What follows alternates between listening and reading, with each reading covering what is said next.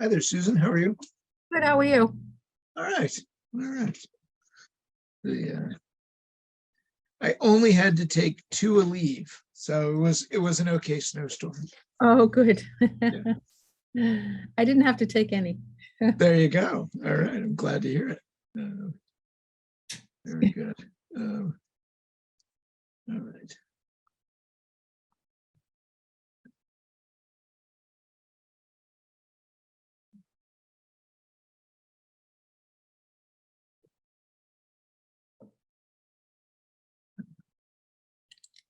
All right. I'm the host, but I won't start the closed captioning yet.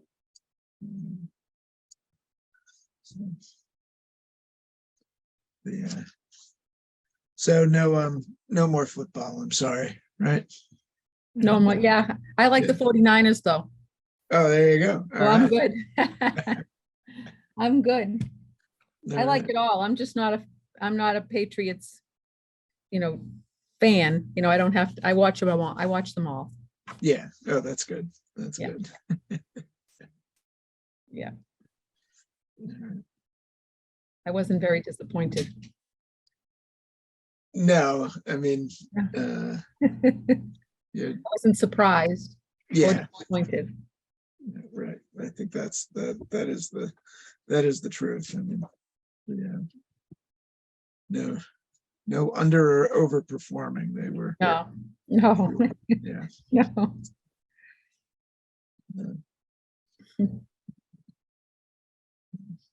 Um,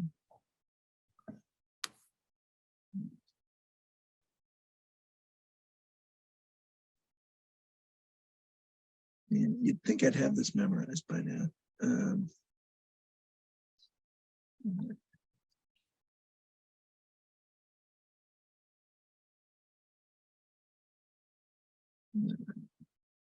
There we go. All right. So Jim, you're the co-host. Hope all is well with y'all. So, Same to you. Everything's all good. yeah. All right.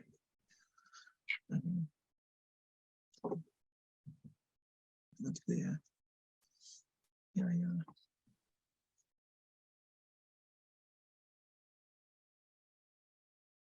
Oops.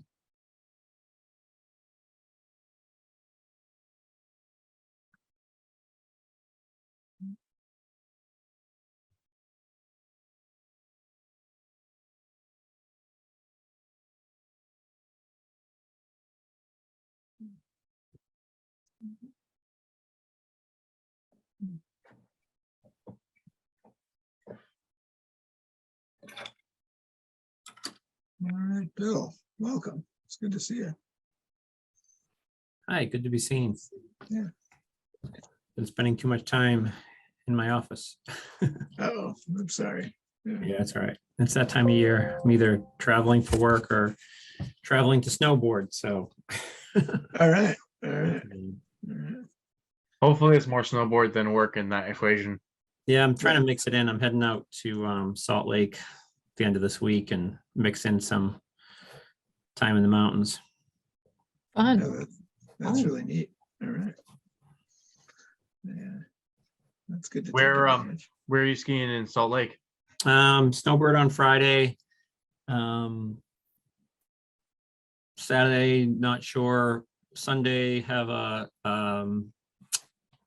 avalanche class and touring on a split board up over the back of Brighton. So should be interesting. I was about to say you should hit up Alta, but then I realized Yeah. snowboard. Ha. Yep. Wait, so what am I missing? Snowboarders aren't allowed to ski at Alta. All right. All right. That's all right. They can keep their place. Yeah. Wait, It doesn't does matter. this Snowbird is awesome. Yeah. Friday, I have a friend that lives out there that used to work at Killington with me. And so I haven't seen him in about 18 years. So it'd be cool to catch up with him and get out there. oh, that's really awesome. Yeah. Have a great time. Oh, Yeah. thanks. Yeah. I'm looking, need a power cord supply. Yeah. Wait, but does this mean, Jim, you're a skiing purist, or are you? I like to give snowboarders a good ribbing every once in a while. I'm definitely more on the skiing side than the boarding. Yeah. All right. All right. Yeah. Yeah. Susan, Aaron, where do you guys fall on the? I hang out in the lodge. Ah, All right. Yeah. Ah. All right, I was a okay. snowboarder, now a skier, so I guess I can represent both. Wow. Skier, nice. snowboarder, skier. Yeah. Yeah. All right. Skiing's a little Right. easier as you get older. All right. Maybe. True. Before I turn on the the live captioning, Megan and Matt, where are you on the snowboard ski? My response is neither. I have terrible knees. I snowshoe. There you go. There you go. All right. Nice. All right. Bravo. My competitive advantage is falling down. So that's carpet, stairs, you Well, name that's all the sport is learning how to fall gracefully. it. Yeah, Gravity does all the work. there you go. There you go. All right. And Matt, you got skiing you got skis in your garage or a snowboard? I think Matt might be having a little technical difficulties. Okay. Yes, he's not. Yeah, he's calling in from Loon Mountain with all the snow. Oops.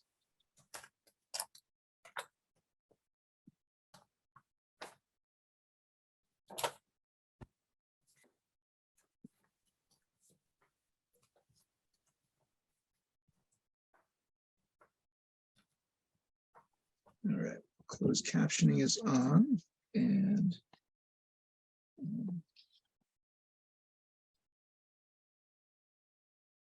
we've got all of the planning board.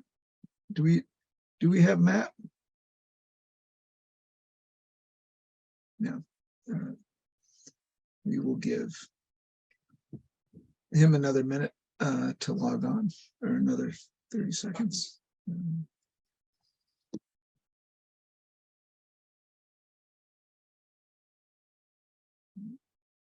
Nah.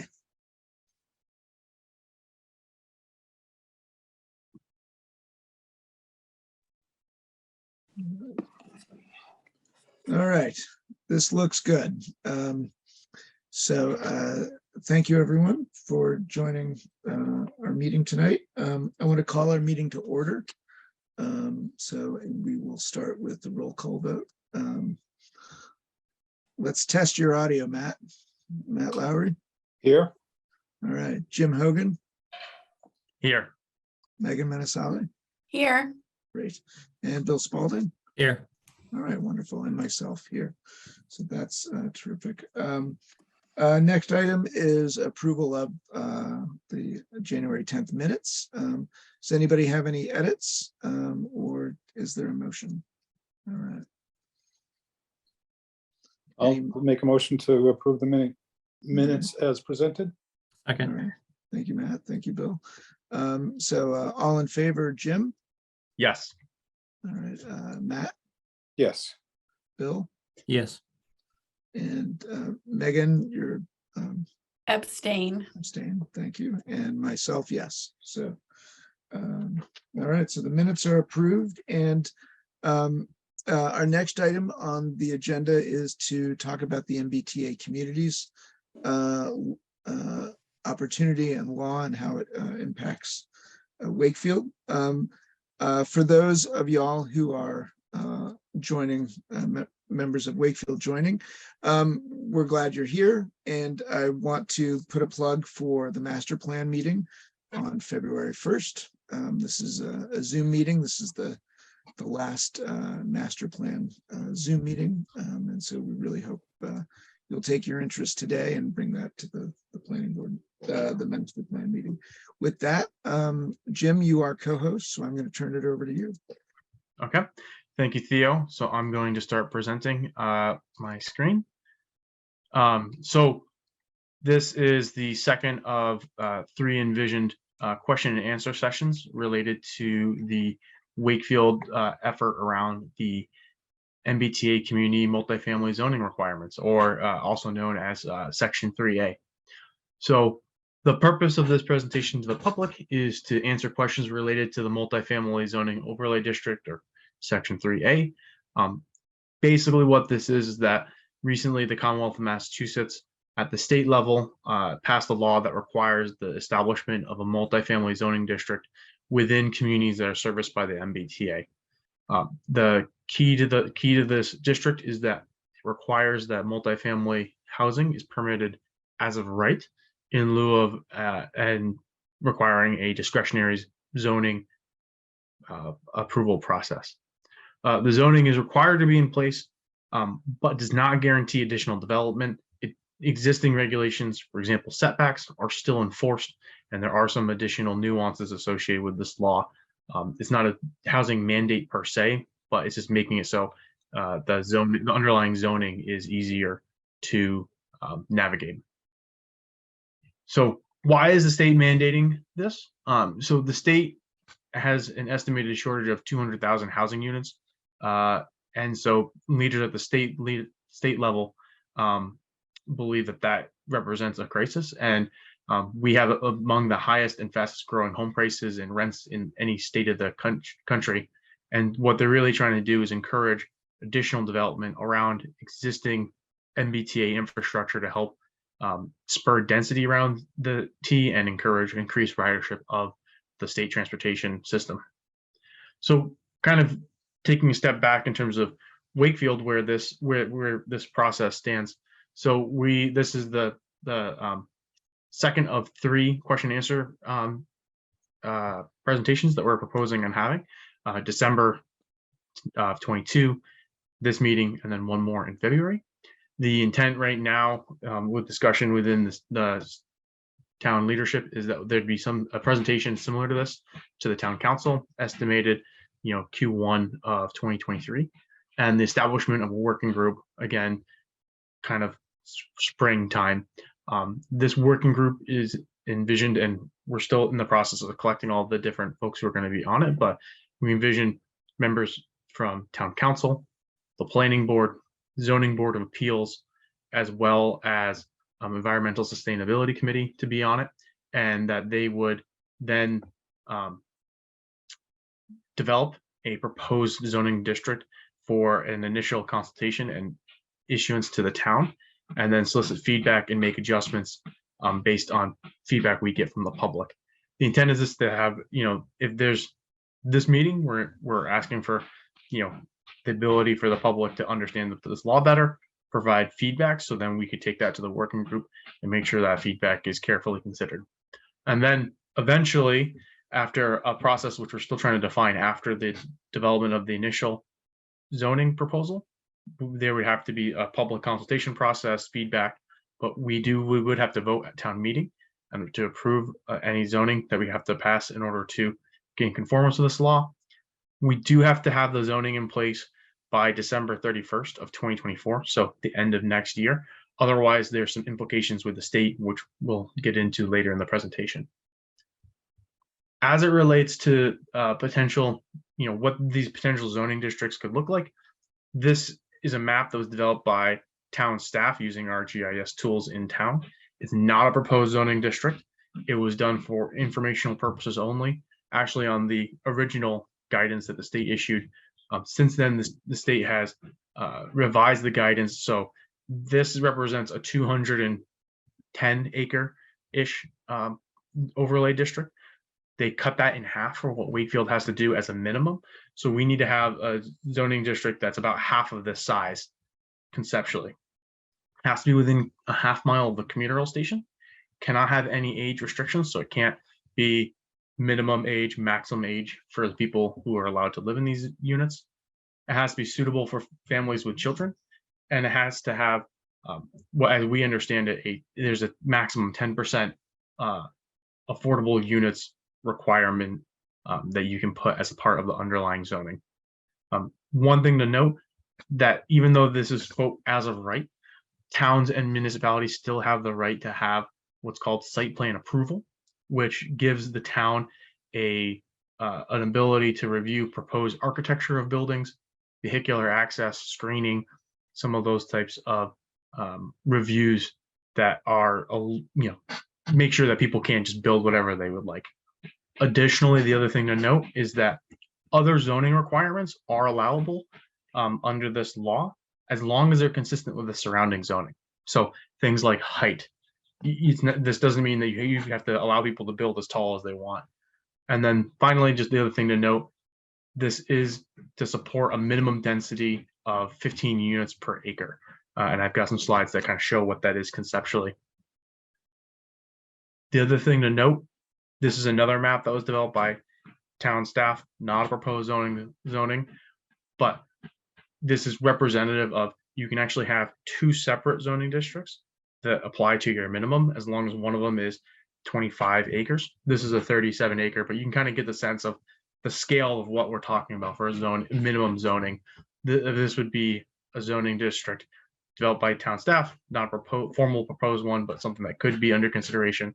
But this would represent a 37 acre size.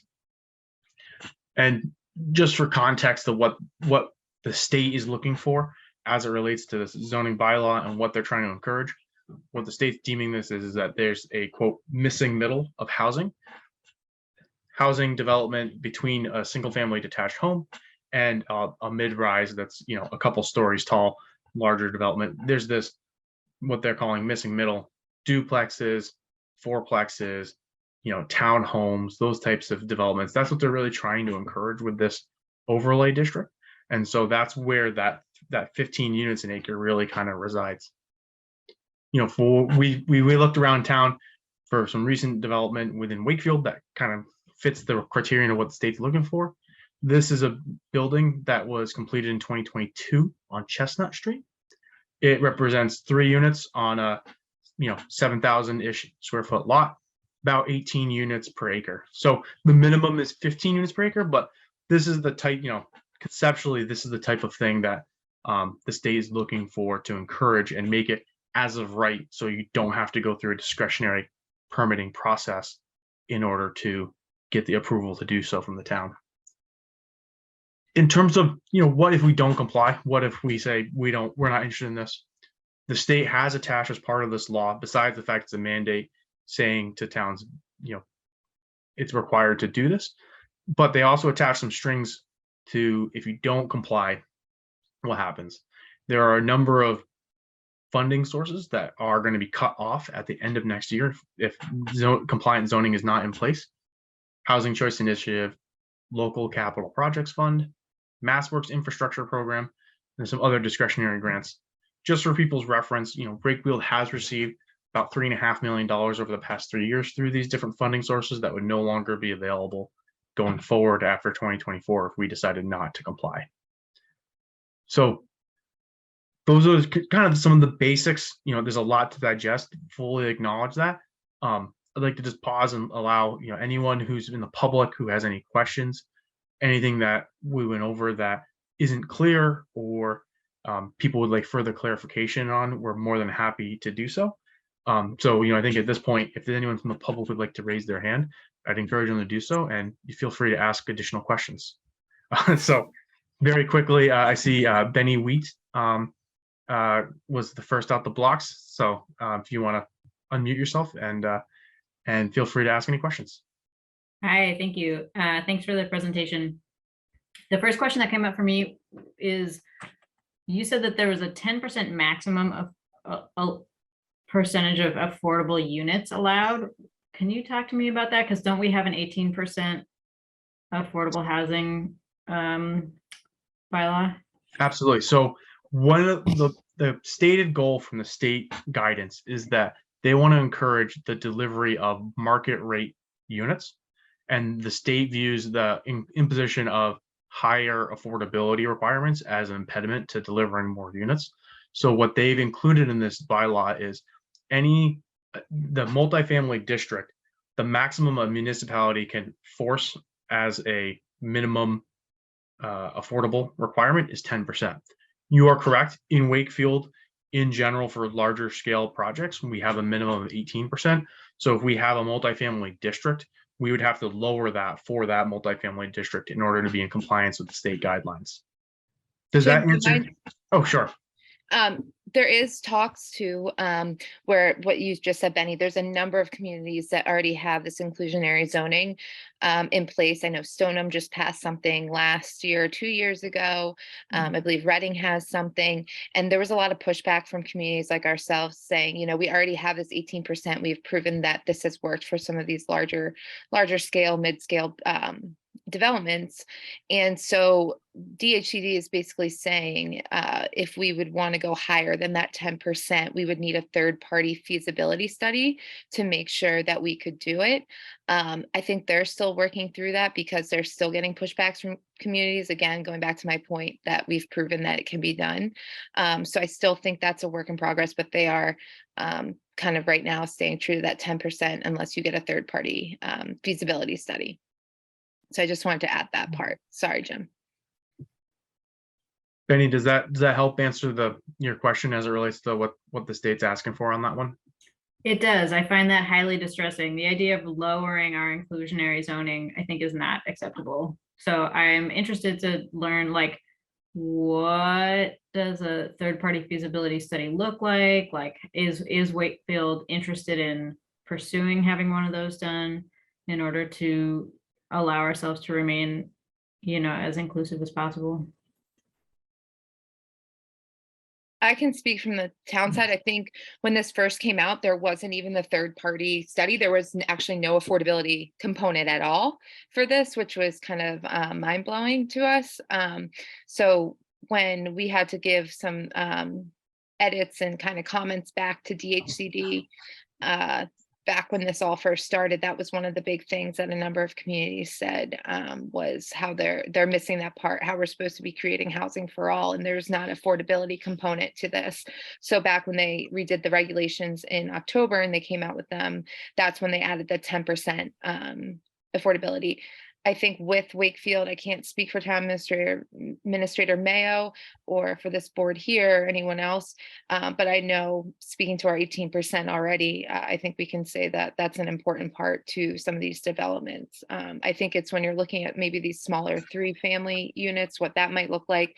But we've had a number of developments, smaller scale, that we still have done the 18%, and there hasn't been too many challenges. So, I think stay tuned. And I think we'd be willing to work with a third party on that and working with a consultant to look into that a little bit more.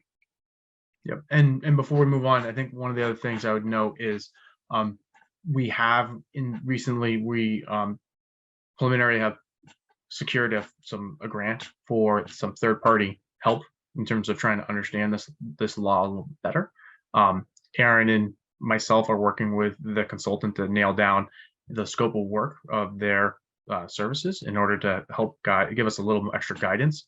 And we're hopefully going to be nailing that down in the near term. So, with that third party coming in, we hopefully will get a little bit better sense of, how some of the nuts and bolts of this, some of this is coming through. A lot of it has been in flux, and as recently as October of last year, the state changed a number of the things, including the inclusion of the affordability where there was none before.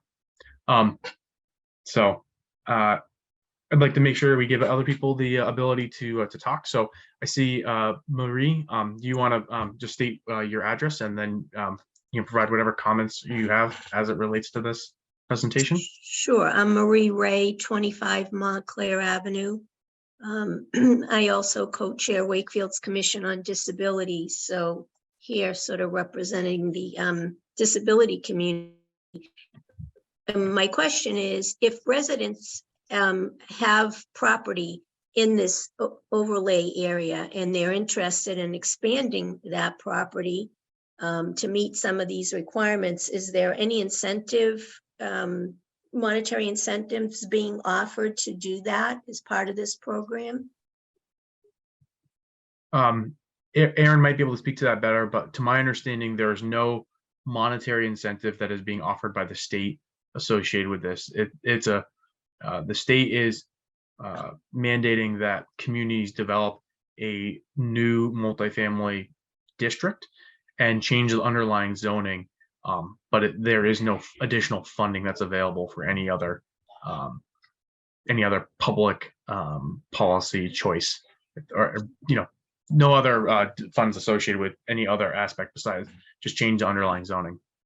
So Yeah. it would allow someone like the folks on Chestnut Street, if it were, whatever that was, an original 2-family, to expand it to a 3 or a 4-family, whatever whatever the zoning allows, would not, the new zoning would allow. Sorry, can you repeat that? So it would give residents who owned a property similar to that on Chestnut Street the ability to expand it, a 2-family to a 3-family or something like that. It would just, it's allowing the zoning to allow for that. That's in regards to expansion. I think, Jim, do you know the answer on that? If someone, I think it would be by right if you were going to be creating more units within that district. Say if Chestnut Street was within that district, right? Yeah. As from my understanding, Yeah, as I think right now. I think from my understanding is that it would make it so that if there was a building in that Chestnut area, they would have the ability to expand from a 2-family to a 3-family by right. Mhm. However, other existing regulations as it relates to setbacks or setbacks is probably the most prevalent, but those types of things would still be in place, and there would still be an allowable site plan approval process where vehicular access, the architecture, the screening of the building could be reviewed. Some of how that process would actually play out is something that there's probably some additional conversations that need to be had between this board, the Zoning Board of Appeals, and the working group. Right now, all those types of requests are run through the Zoning Board of Appeals. So it's likely that would end up being the same manner as if for this new district. And how about accessory units or in-law apartments? Would that be making that easier as well in those areas? It could, so not necessarily. In terms of an accessory dwelling unit, so Wakefield does have existing zoning that makes that allowable by special permit. However, the state regulations don't require and are silent on ADUs. We may, as a community, decide that the existing regulation we have on those is acceptable and don't need to be amended. But in terms of this effort, I don't know if it necessarily would impact that approach one way or the other. Yeah, I haven't seen anything brought up in any of the webinars that I've talked to. I don't think it falls really under this 3A compliance. But something that the community could look at, the town of Wakefield could look at more closely. Very good, thank you. Thank you. Thank you for your feedback. I see there's a gentleman, Chris. If you could, while you're speaking, turn on a video camera if you have the ability to, and just make sure you state your address before you start talking.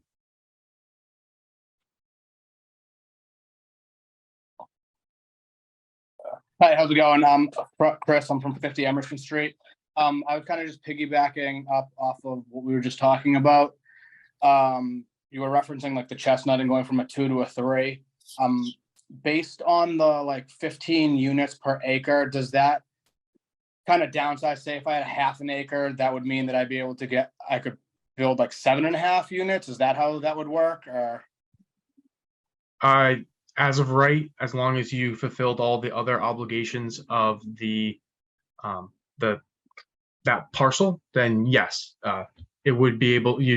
We have to look through some of the details, but yeah, essentially it would be scalable.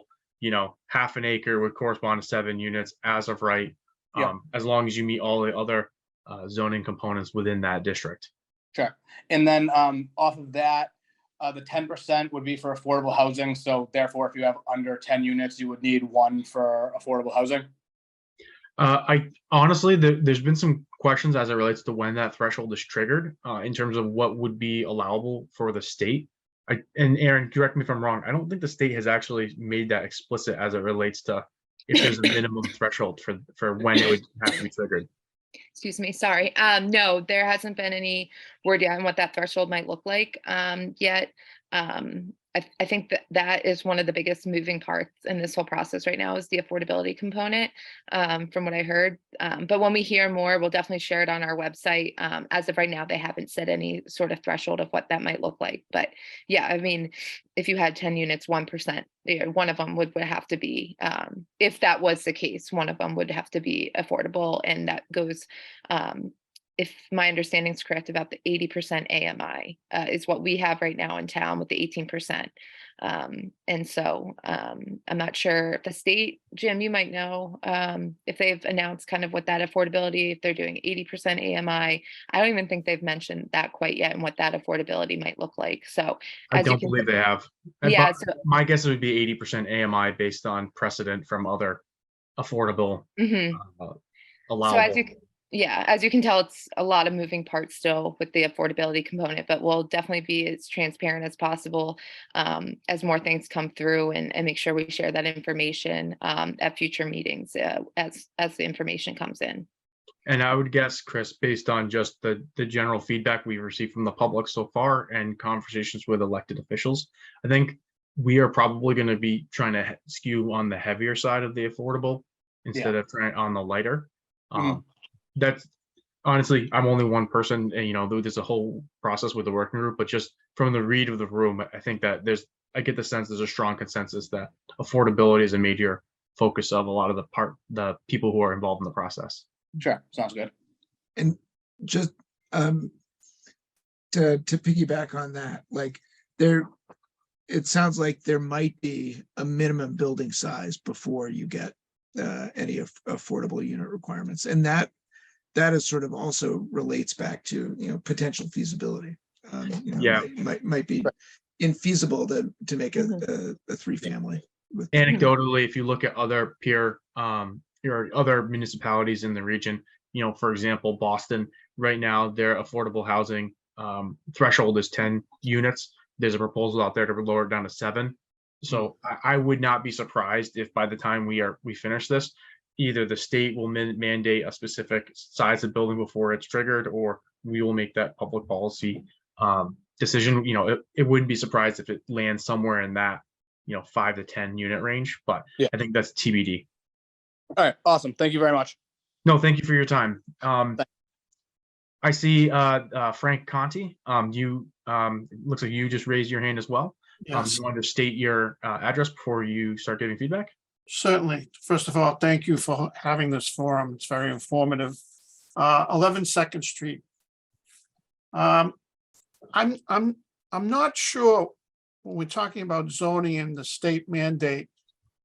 I understand that Wakefield has done some things that are forward-looking in terms of the 18% versus the 10%, but I don't understand the mandate aspect of the state law. What is it that Wakefield is not doing that requires the state to come in and say, you can't do this anymore? You can't have this kind of lot density, or you can't have. I'm not clear on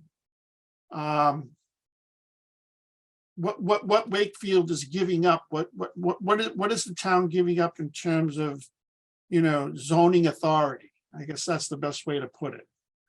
So yeah, that's a great question, and I apologize if we weren't as clear. So No, you were. I'm asking in particular.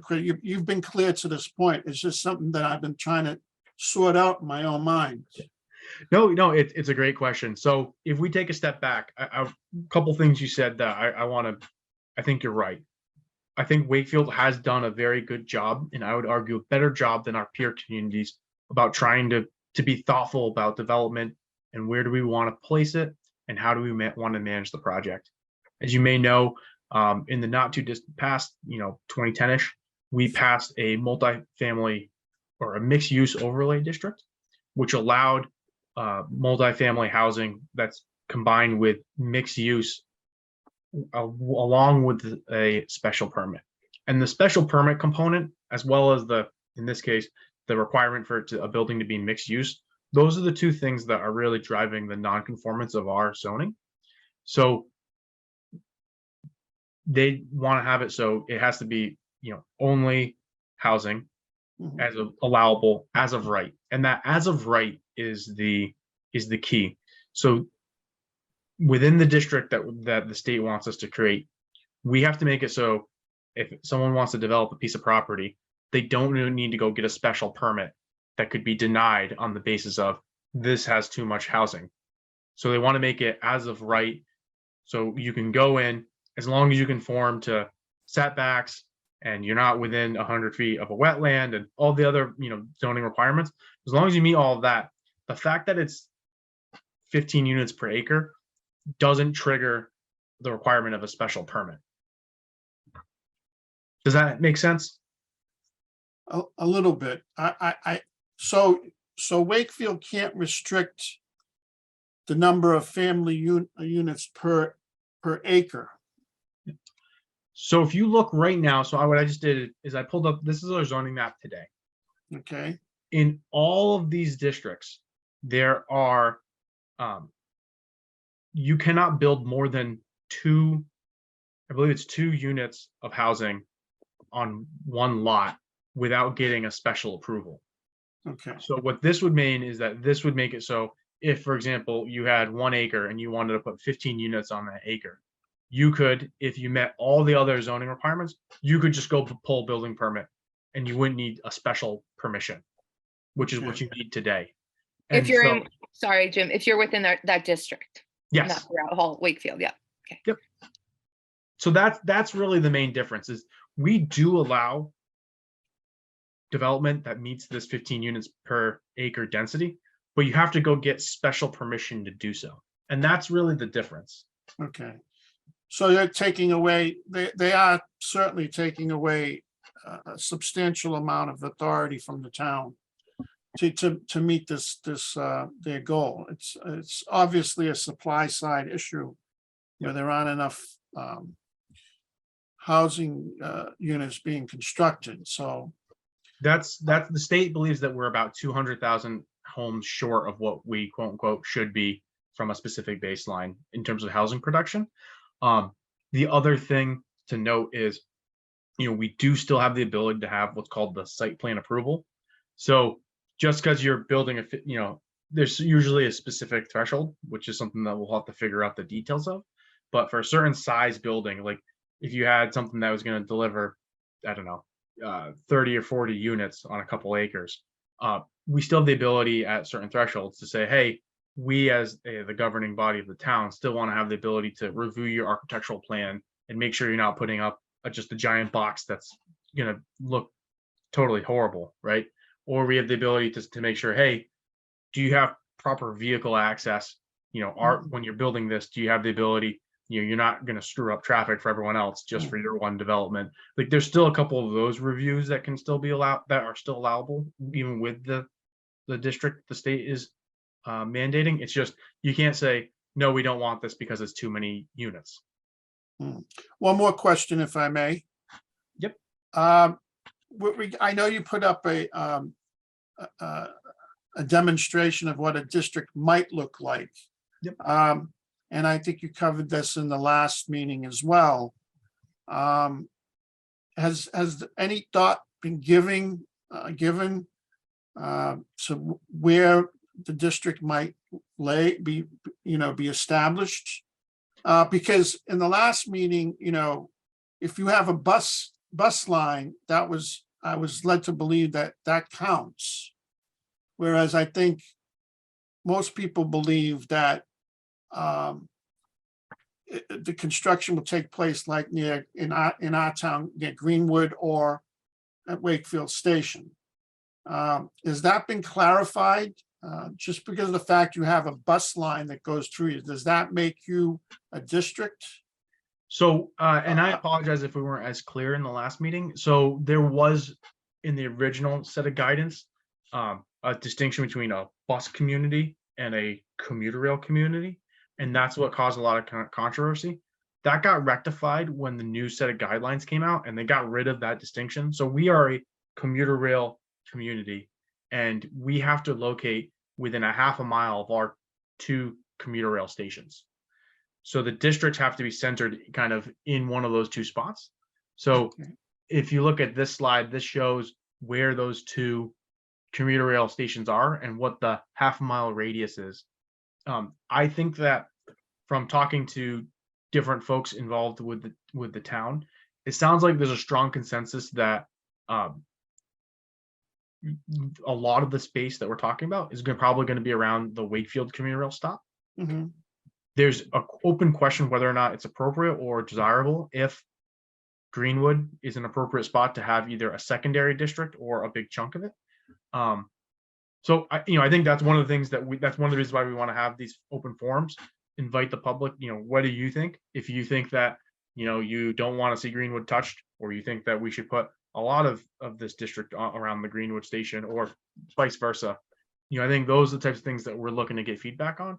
We can take that to the working group when that group convenes, make sure we convey what we've heard from the public, and then incorporate that into, that public process. But you only have to provide one overlay district. Just because you have two stations doesn't require that you develop an area for each.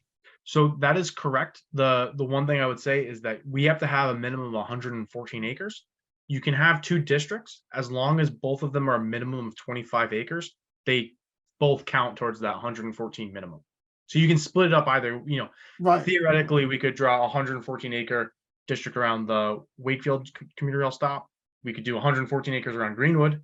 We could do 50 and, 75 and 75. You know what I mean? Like, we could do whatever we want Okay. as long as we meet those two components. Okay, thank you very much. Absolutely. Thank you for your input. It looks like all the members of the public who are on the call have had a chance to comment.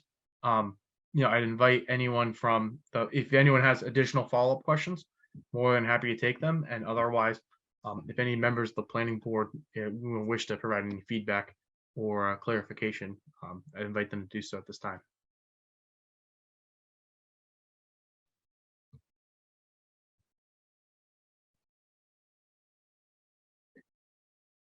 Yeah, I'll jump in. I sort of have an open question to everybody on the call, like in terms of the concept of missing middle housing and what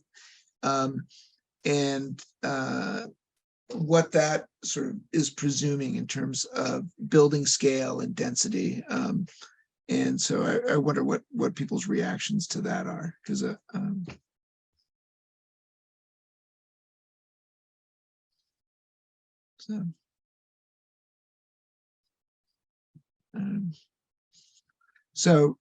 and the presumption being, I think we have a fair amount of this housing that's tucked in various streets and neighborhoods. So I'm not. I think there's a lot of ways that this housing of sort of this low to middle density can be well designed and contribute to our streetscapes and our in the community. So yeah, Frank is muted and Benny is muted. I'll defer to Benny. She had a hand up, so I'll wait for her. You also have your hand up. Do you want to go? Go ahead. Alrighty. And sorry, I didn't say my address for it when I spoke the first time. It's 44 Miriam. What was I going to say? Oh yeah. I mean, I'm all about the medium density housing. I feel like I can't say that I know the minds of Wakefield residents very well, but it seems to me like it could be a nice kind of middle ground for Wakefield, where if there's concern about the slightly larger multifamily buildings, maybe having kind of more evenly spread, slightly higher density development. Like I grew up in downtown Boston, and then I spent the last 10 years before I moved here living in Somerville. So triple deckers are like what a neighborhood looks like to me. So I feel like that density is perhaps a little higher than what we're looking at here, like the real kind of like Somerville triple decker style of neighborhood. But to me, my like experience of life is that the more people I live around, the more vibrant my neighborhood is. And that's what I look for in a community. So that's just one person's perspective. I would look forward to having a slightly denser neighborhood or a set of neighborhoods. Thank you for that feedback. Frank, did you have additional feedback you wanted to give?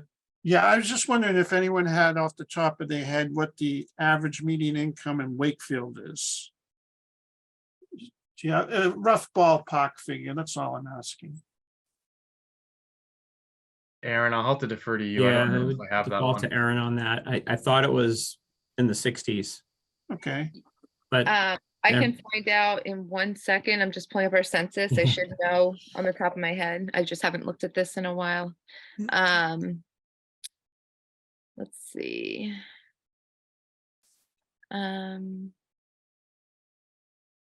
maybe we should take some bets on it. I thought it was about 68. Yeah. Remember? 68. Exactly. Hold on 1 second. Where's income? Here we go. Medium household income is 110. Per capita income in the last past 12 months was 57,906, but the median household income in 2021 was 110,372. So sorry, Frank, were you asking household or individual? oh, I was asking, I thought I was asking individual, but Okay. that's Oh, okay, okay. that works. I just wanted to make sure I thought I misheard. Okay. So it's a hundred, the household is 110,000. Yeah, I'll see if I Okay. can find individual. I thought you said it was 58. Was that, Shoot, I just did got you away read from that? I think so. that. Hold on 1 sec. Where did it just go? Sorry, I was trying to find.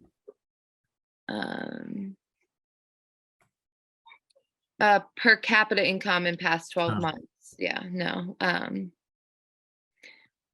could probably find it for you in 2 seconds, though. I don't know if anyone else has questions, and I can get back to you. Okay, yeah, you can get, there's no rush, don't worry about it. I can get that answer to you. But I mean, is this gonna be economically viable for a developer? Or, I mean, I might, just a naive question on my part, but are they gonna really, really come streaming in and saying we could do this, or is it something that they even have concerns about? I can speak for myself, or not myself, but calls I've gotten over the last month or two. I will say I've had probably 3 or 4 calls from both larger scale, mid-scale housing and commercial developers asking me what Wakefield's stance is on 3A. Uh-huh. Are you open to development? And they're probably cold calling all the communities. So I think they didn't come out and say this, but judging by in my past life, I didn't get calls like that really either, unless someone already had a project in mind. Mhm. So I think the developers are on it. But I can just speak to the calls I've been getting. Okay, And thank Frank, you. I think that what I would say about that is, I think that in general, there's a lot of opportunity if you can develop at a certain price point and flip, and rent or sell a unit. But construction costs continue to rise, interest rates are rising. Mhm. There's a lot of uncertainty as it relates to the development community writ large. So I think it's one of those things where it's not 100% clear, where that's going to shake out. I think that's something that, and over time, frankly, it'll probably change with the economic cycle. Right. The hotter the market gets, if we were talking pre-COVID, we're probably having a little bit of a different conversation. But the demand for reasonably priced housing is extreme in Massachusetts writ large. Okay. Well, thank you. Anyone else? Before we leave, the other thing, just, and folks will we'll make sure this gets up on our website. But the state did also push a, kind of help making this in context. Another precedent, this is a unit development in Wellesley. It's a little bit less than the minimum, but it's in the same ballpark. So we thought it was good precedent, but it kind of gives you an idea of what a plan could look like for a larger scale development at the minimum. And it looks kind of like a series of townhomes, with space in between each of them. But that's kind of something that we could see as, one of the types of precedents in the same ballpark.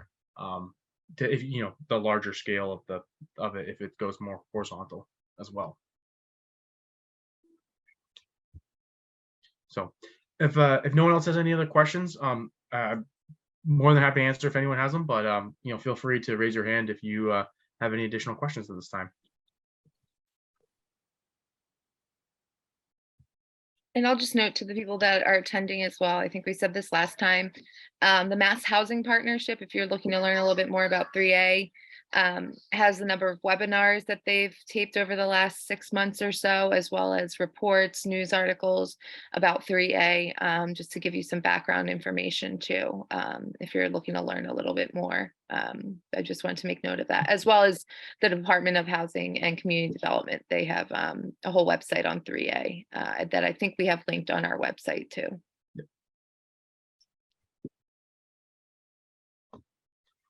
With all that, I want to thank everyone who attended and who provided feedback. This is super helpful for us as we're started, as you guys can hear, we're still trying to figure out a lot of the nuts and bolts of how this is going to work. We have a good sense of some of the big picture items, but we're starting to try to drill into the weeds over the process of the next couple months. So hopefully we'll be, as we continue to solicit feedback from the public and engage with some of these third-party consultants and get smarter on it, we'll have more to report. But we'll have another one of these in about a month.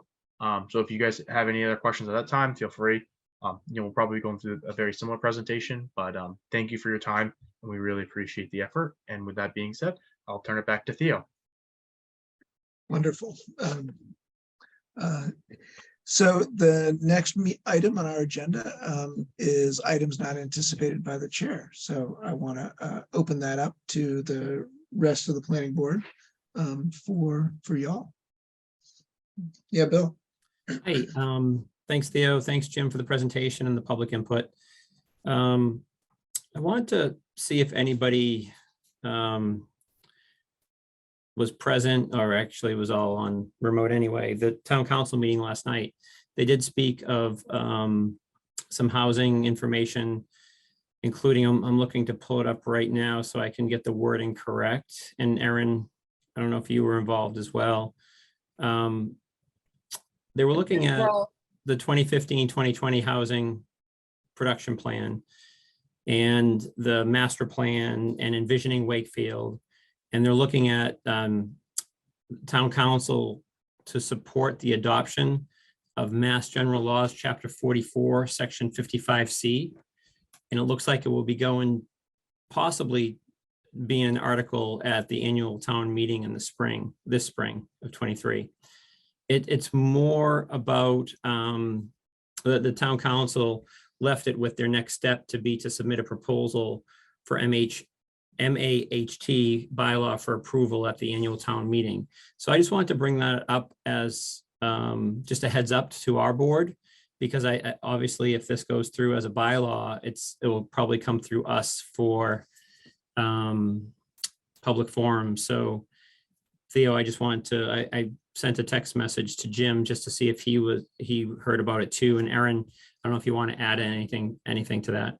Yeah, so it's the Municipal Housing Trust. So I know Steve's been working with 2 other counselors really closely on this. I've just provided input here and there. But I had a conversation with the town of Stoneham probably about 6 months ago in regards to creating something similar in Wakefield. Stoneham passed it at town meeting last year. So it'd be a trust of people that could include some internal administrative people on the trust, also residents, different board members, looking at affordable housing, whether that be senior housing. I know they talked about that quite a bit last night, but overall just they'd really be assisting myself, if I'll be completely transparent, at our SHI numbers, looking at where we are with affordable housing. And this was a recommendation for us to create it from our housing production plan, as well as Bill was saying, our master plan as well.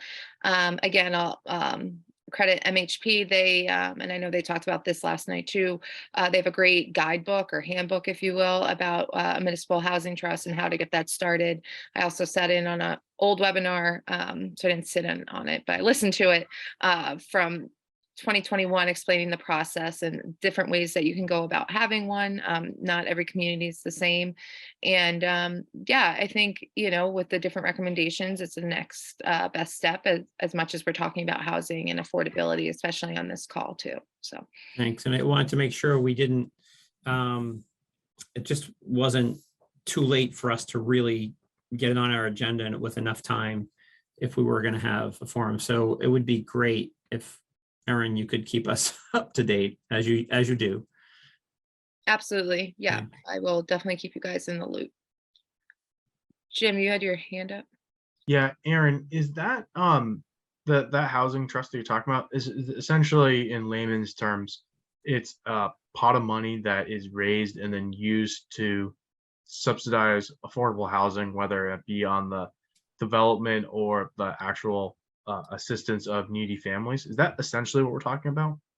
So the money can be used for a bunch of different things. You know, Stoneham right now, I believe, doesn't even have any funds available, but it can be used again for a number of different things. I'm trying to pull up Steve's PowerPoint from last. I do have it up. Have it open. Yeah, there's like a bullet points of all the different things Mhm. that the funds. If you want to go ahead, Bill.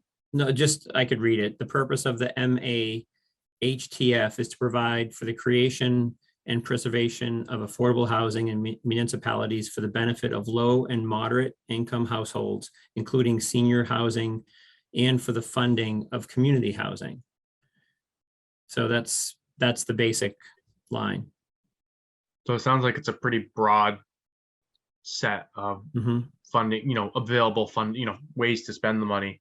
And then in the conversations that are currently being had with town leadership, was there a specific, are we just talking about the establishing one and then identifying the way that the money is raised and spent will be happening at a later date? It's just the establishment of this is what we're talking about right now.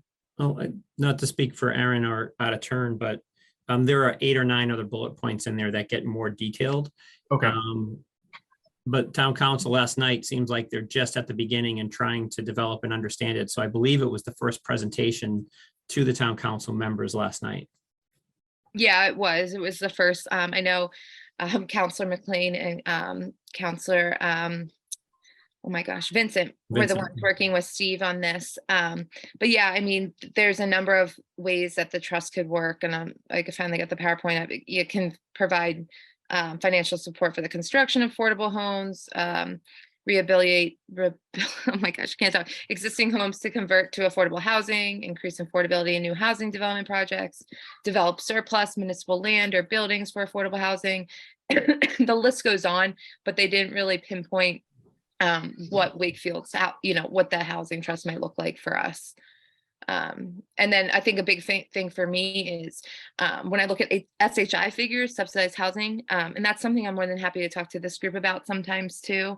I keep a list internally and report to DHCD when projects go to ZBA and we have that 18% affordability. We do have some projects that are on that list that are having expiring affordability restrictions, which can affect our SHI figures.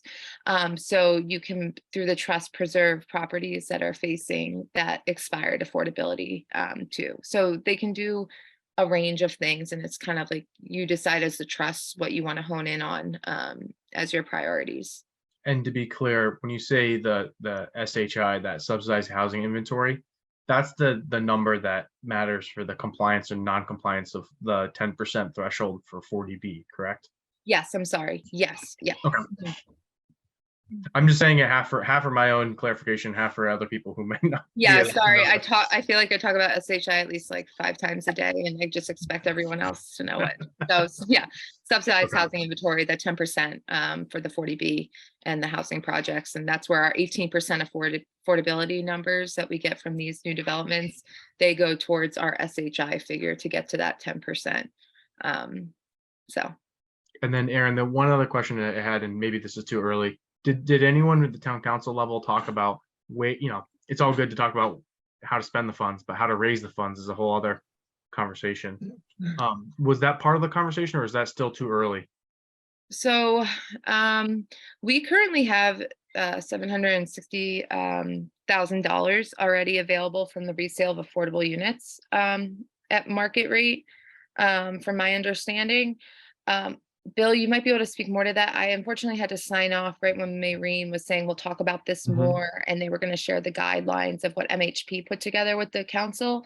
But there's a variety of ways that you can, raise that money. Right. And I mean, they had Steve's first point, Mr. Mayo's first point was that some of the affordable units that were purchased at that rate couldn't sell at that same affordable rate. So the difference of it going to a market sale, that difference goes directly to the town into this fund, which is what created the 760 some odd dollars. But the resale of affordable homes was one of them. ARPA funds was another. Private donations came in, and there was a little bit of talk of how some towns have private donations that help with it. And I think that was maybe more about the senior housing. I think that was somehow in that same conversation. I'd have to look back. Tax title sales, estate bequeaths, whatever. So that's the bottom line was it was critical. And this was the point that they made. It was like no increase to the tax levy is necessary to make this all happen. And that was something that was a big point of the presentation. So I probably left off a few of the points, but that's. No, you hit, I have it right in front of me. One thing too, for the ZBA to think about, and any projects too that fall within that special permit or inclusionary zoning, you can add payments to inclusionary zoning. So if people don't want to do that, then in lieu, they can do payments to the town. So yeah, it was talked about. Thank you, Bill. And I'm happy to share this presentation with you guys as well. It's in the town council packet from last night. When we get off here, I'll send you more information about the affordable trust. Yeah, thank you. I'd be super interested in. I wouldn't be surprised if others feel the same. Oh, for sure. Thank you for bringing that up, Bill. Yeah, that was the first thing. Sorry, that was the big thing though that I just wanted to share to make sure the board was aware. Safe Streets, we did not meet a week and a half ago to discuss our plans, but once we do meet and put together a plan, I will report back to the board to see if there's anything for that requires input from our board, or if there's something that I need to share. I think that's it for now. Well, one more thing. I did not complete the sorry, I'm getting tired too. I didn't complete the rework and reformatting of the subdivision bylaws. But Theo had a really good idea to talk to Dan Lieber to see if their bylaw committee has a format that we could paste it into to just to be formatted with the rest of their work. Yeah, so I was supposed to help you over the weekend and I didn't do that either. So you're off the hook. Sorry. No, I knew if I didn't get it done like between Thanksgiving and Christmas, it was going to be really hard to get it done. So I apologize. Yeah, no.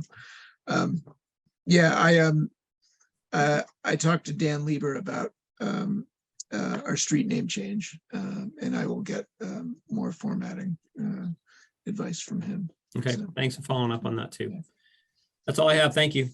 All right. So I have a question. You were just going to ask the bylaw review committee for formatting, or what was the purpose of? Because those are the board's rules and regulations. So I'm just curious why.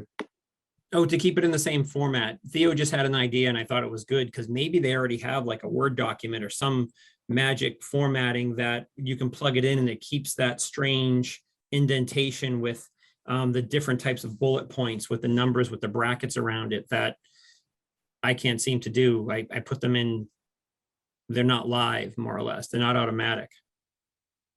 Yeah, I think that may have been because I took our regulations from a PDF and converted it to a Word document, and somehow it messed up the whole formatting. So I'm not sure. It might have in the OCR side of that as it read the text. But what I did notice as I was going through, and I think I mentioned this in our last meeting, the headings weren't the same as the content. So when I cross-referenced that back to our existing bylaws, it was not correct. So I'm really concerned about other information in it. So that's what I was hoping with some of the formatting to solve. So I'm 80% there with all that.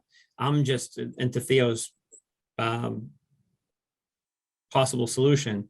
Does Dan Lieber and the bylaw committee review committee have something that's formatted that allows us to plug it in? Or is it something that we shouldn't even worry about because the format of the software that takes care of our bylaws on the site reformats it anyway?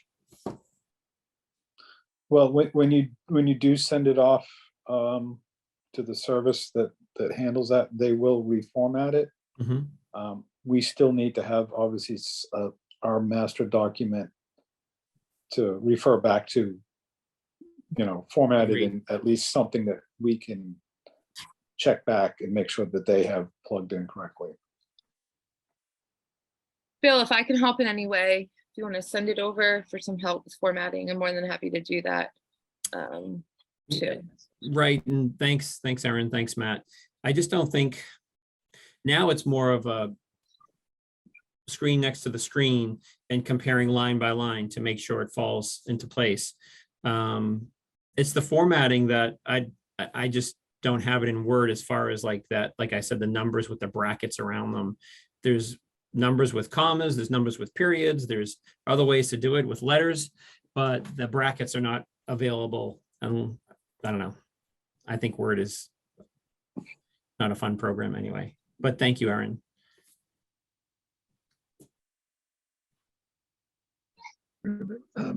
Other folks? Matt, Megan, or Jim?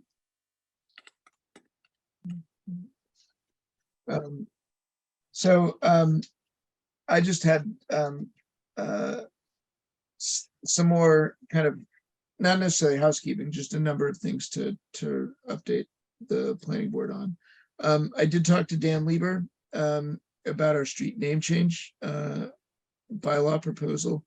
They are going to finish and approve it on February 6th at their next meeting.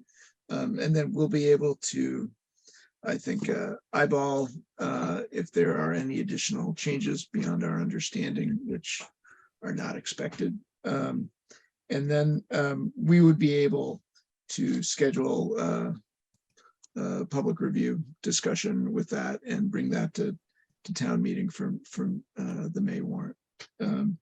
So there's that. So I was anticipating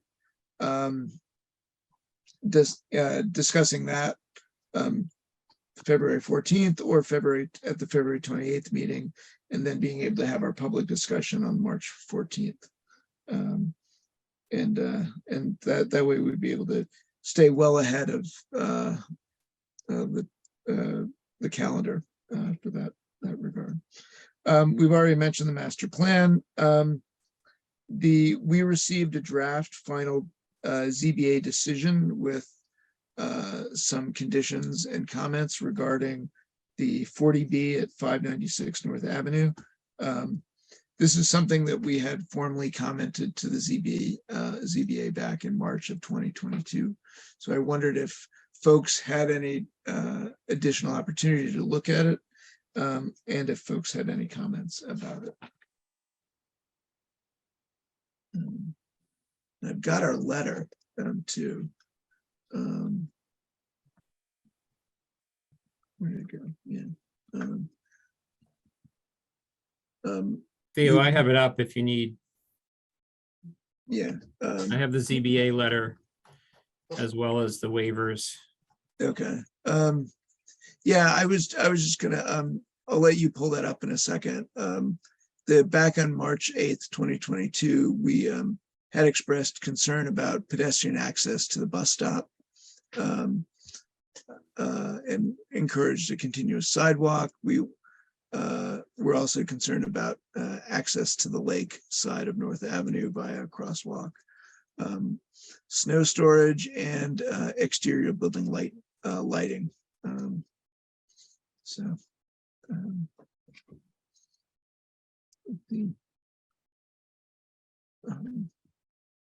yeah, if you want to pull it up, the conditions start on page 13. Right. But I don't know if we need to go through them. I don't know, do we want to go through this as a board? Is this something that there are any, I mean, there are a lot of conditions in here. Yeah. And I know I read through it more than once. Still a lot of information to cover. Yeah. The only thing I would comment is that I was glad to see they put the sidewalk in and the crosswalk. Mhm. Yeah.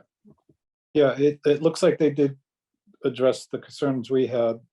There's still the issue with the bus stop located up the street. It's still basically, you can't get to it from anywhere, you know, pedestrian wise without walking in the street or making an illegal crossing of the street. But, you know, it's a start. There really needs to be a sidewalk in front of the two developments to the north of this anyways. I don't know what the plan is with that, but at least this is a start. As long as it is constructed as proposed and not deferred to come in at a later date. And Matt, to speak to the sidewalks, there is a plan, and this is more through Safe Streets working group that I'm part of.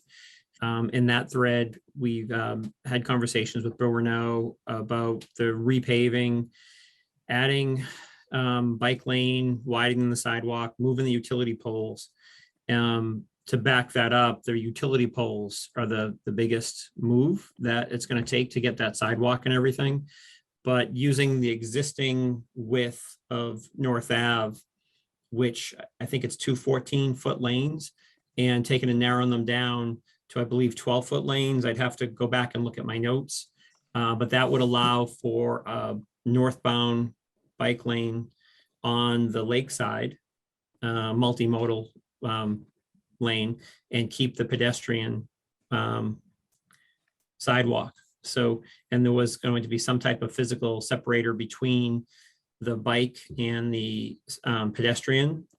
Maybe it was grass or a little difference in grade or whatever it might be, but there would be no separation between, no physical barrier between the bike lane and vehicular traffic, except for possibly seasonal cones put up or barrels. No physical permanent or the sticks that go up were going to be provided. That all triggered, what about the sidewalks? And the sidewalks are, again, when the poles get moved, the sidewalks going in on the non-lake side, the opposite of the lake side of North Ave.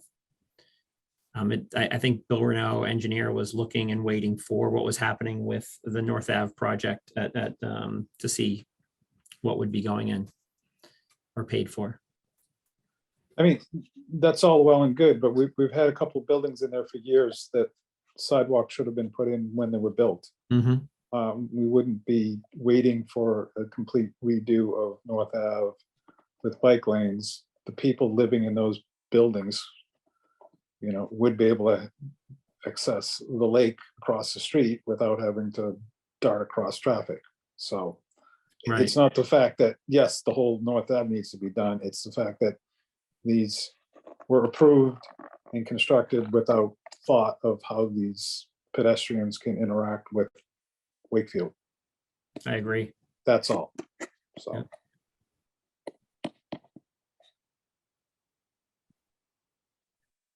Yeah. Good. There was some condition about encouraging movement of the bus stop closer, but I think that's a little bit of a wish. So that and this is a really good discussion about pedestrian access and sidewalks more broadly. So I appreciate it as well. Sidewalks come up frequently in my household.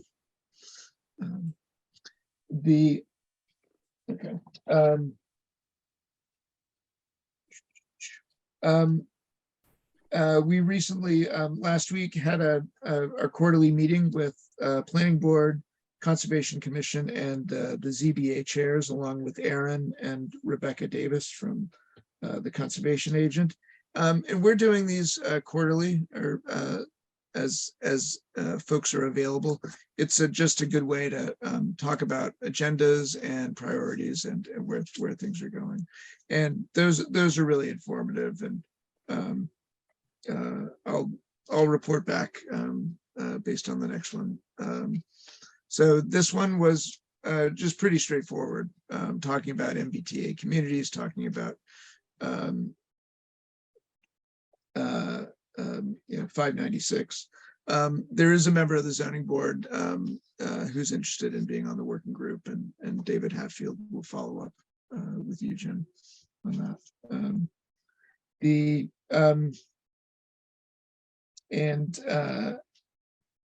I know we had a long time ago discussed 0 Greenwood Street and the variance to allow for that development to be closer to the open stream against, and that's what started our discussions about section 190-31H and the overlap between us and the Conservation Commission. That variance has been approved. Those are my updates. I did want to talk a little bit about calendar, if that's in folks' interest. And my starting point would be: do we have any inkling when the town meeting will be in May? Is it generally the second? Would it be Monday the 8th? Does anybody have any ideas, any sense of history? I haven't heard anything, so Okay. I'm comfortable guesstimating Sure. anything. Yeah, okay, all right. Well, we'll keep that as an eye out. That said, we're scheduled to have a planning board meeting on February 14th, and not expecting any activity. I don't know if anybody else is. So do folks have agenda items for that meeting? Or would people prefer to have a night off? Theo, I would say if we have any agenda items, we should hold a meeting. If we don't, we can obviously move to the next. I think we've done that in the past with just any date, not just the February 14th, but Sure. Yeah, so if something's filed in the next week, then we can have a meeting. Yeah. If nothing gets filed, then we don't have a meeting, but it's good to, since we know people are technically available, if something does pop up that needs to be addressed, we can handle it. And then if not, there's no meeting, so. Yeah, sounds good. All right. Yeah, I'll keep everyone in the loop, and Susan as well, if we get anything in town hall. I haven't had any rumblings of anything yet, but that doesn't mean that someone won't have an A&R plan or anything like that comes through. Yeah. All right. Wonderful. Okay. I thought this was a really successful meeting, so thank you, everybody. That was a really good follow-up discussion of 3A. I appreciate it. Jim did a great job. Yep. Good work. Yeah. No, thank you all for the input. I think the number of times we've talked about this before these meetings and gotten such good feedback from you guys has really helped craft the presentation to the point where it needs to be. Yeah. It's like we don't have to say anything anymore. I don't know. It's good. It really came together well. Thank you. Outstanding. Also, the one last thing I'll add is, we talked about the master plan. If you could please spread the word for our last public meeting. It's next Wednesday and it's virtual. So, yeah, even if people just want to listen in, it's about economic development, public infrastructure. So, Yeah, that was mentioned in the town council meeting last night too, and I think there is a Counselor there's another meeting that night. There's a environmental meeting, I think, the same night in person. I can't, oh no, there's something, or is there something at the library that's like a presentation about recycling or something? oh yeah, they just Yeah. sent it. Yeah, The they just same asked me night. to share that, and I was like, that date's ringing a bell. Yeah, I know, sorry. Maybe they can come to both, sign on the economic development portions at the end. They can just Right, do right, both. But right. Right. You try to can't check everyone's recycle. calendars. It's impossible. Yeah. All All right. right. Thank you. I'm going to go sign on for the master plan meeting from the library. We'll rope him in. Terrific. All right. If there's no other business, is there a motion to adjourn? Like to make a motion to adjourn? Thank you, Bill. Is there a second? I'll second it. Oh, yeah, Matt beat me All to it right. again. Fantastic. All right. All in favor? Jim Hogan. Yes. All right, Matt Lowry. Yes. And Megan Menasali. Yes. And Bill Spalding. Yes. And myself, yes, Theodore. Terrific. Thank you, everybody. It's good to see you. It's good to see Susan and Aaron as well. So thank you all very much. Have Thank a you great all. night, everyone. Yeah. Good night. See you, everyone.